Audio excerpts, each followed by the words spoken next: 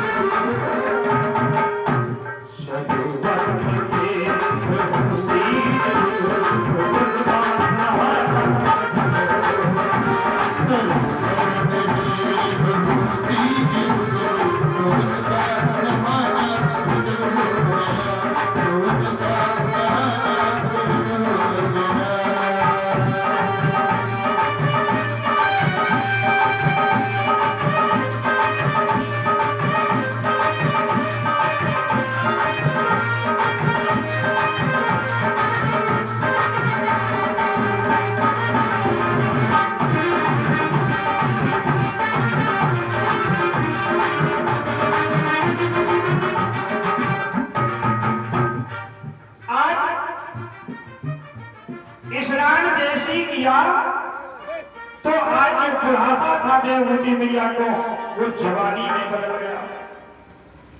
ये महात्मा की तपस्या का फल है। मानी हर मैचिंग चल रही है और पहले हमारी बूढ़ी माताएं बैठी हैं, इनसे पूछ लो ये चूड़ियां जब तक हाथ में रहती थी और जब ये चूड़ियां पहनती थी तो एक चूड़ी अपने हाथ में लगाई लेती थी ऐसे जो वो पहना वाली आती और अक्का करती माताएं गए साहब एक झोला चूड़ी लेके जाती, जैसी साड़ी बदली हाल निकाली घर नहीं डब्बा घर कोई और इसीलिए देख रहे हो ये सुहाग के चिन्ह है। माता बूढ़ी माताएं बैठी पहले रोज चूड़ी नहीं बदली जाती थी, बताओ बदली जाती थी रोज चूड़ी मिठिया नहीं बदले जाते और आज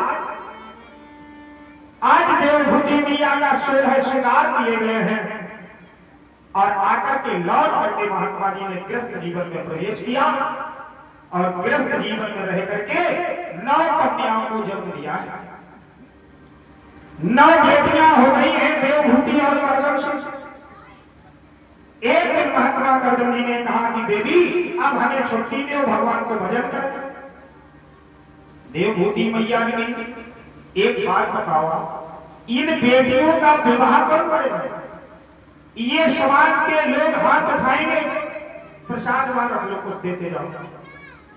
समाज के लोग हाथ उठाएंगे, कहेंगे ब्याह तो बड़ी शौक में कर लो, अब बेटियां हो गई ब्याह के लिए, अब देख लो बाबा बन गए। आज 9 कन्याओं का विवाह किया है।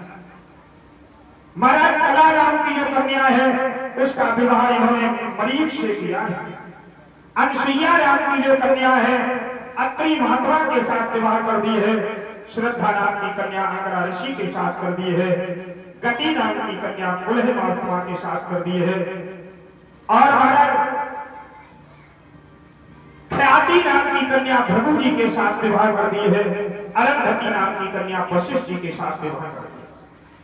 ऐसे 9 कन्याओं का जब विवाह हो गया, अब एक दिन फिर महात्मा जी ने कहा देवी अब हमें छुट्टी दो गृहस्थ जीवन से, अब हम जंगल में जाकर के तपस्या करेंगे।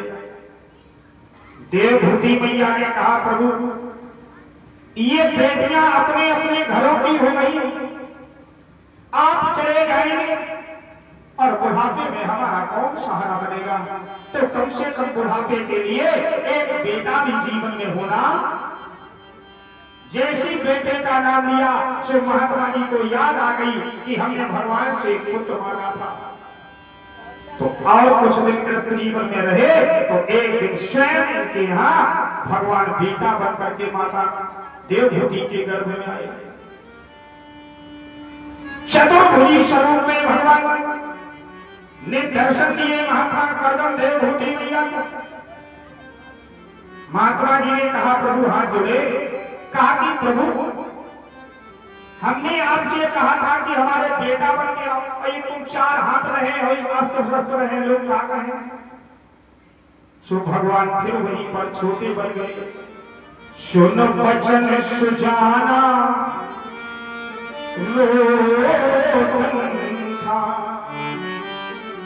आज भगवान जैसे बच्चा पैदा होता तो सबसे पहले क्या करता है? वो रोता है। सो भगवान रोने लगे कि कहाँ कहाँ पर लोग लागे, कहाँ कहाँ पर लोग लागे, विषय अनुहार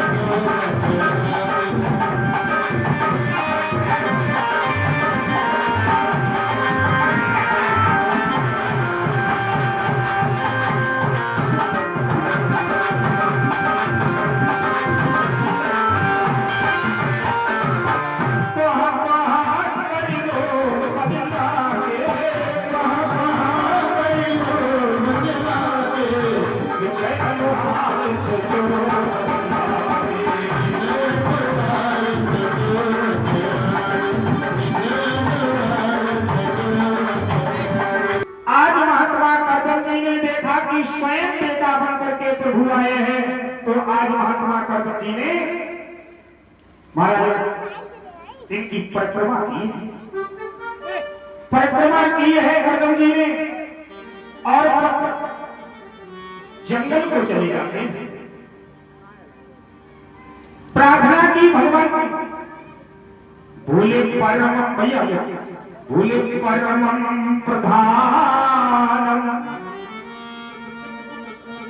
पुरुषम महांत कालम कविम त्रिलोकपाल।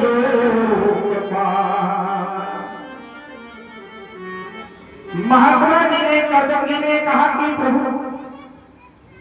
आप के आधीन काल है, तीनों लोगों के आप स्वामी हैं, और आप मेरे यहाँ मेरे निवेदन पर, मेरी प्रार्थना पर स्वीकार करके बेटा बन करके आए हैं। आज परिक्रमा की और पुनः भगवान की भक्ति के लिए जंगल में चले गए। अब केवल माता बैठी है और भगवान बैठे हैं, और इनका नाम रखा गया है कपिल। बोले कपिल भगवान की जय हो। अब देवभूति मैया ने भगवान कपिल से 2 प्रश्न किए। बहुत सुंदर कथा है, आप ध्यान से सुनना।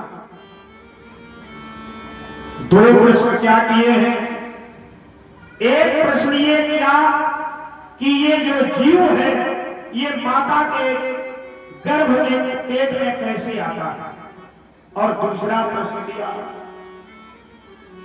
कहा कि ये बताओ मैया, ये जीव कैसे गर्भ में आता है, और स्वर्ग क्या है और नरक क्या है? 2 प्रश्न दिए। अब आप लोग बहुत ध्यान से सुनना इस बात को,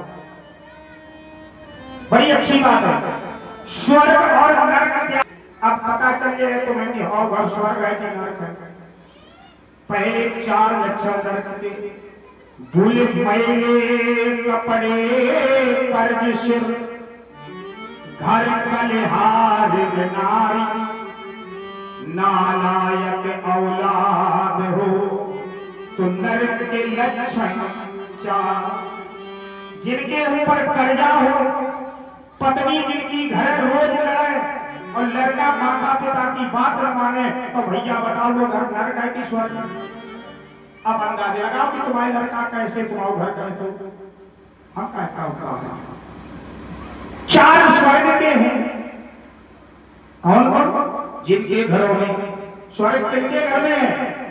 भूले अन्न पुराना घी नया, घर सतबंद नार, आज्ञाकारी पुत्र हो तो स्वर्ग के लक्षण। जिनके घर गेहूं की कमी नहीं, बखारी लगी, पहले बखारी लगती थी, 2-2, 3-3 साल की लाहा चना गेहूं भरे जाते घर में, घी मटकियां में धरो रात को। जिनकी पत्नी आज्ञाकारी हो, बच्चे जो माता पिता की आज्ञा का पालन बड़ी चीजी करते हो, जिनके बच्चे आज्ञाकारी हैं तो समझ लो वो घर स्वर्ग है। और जिनके बच्चे माता पिता की बात न माने कि 2 पैसा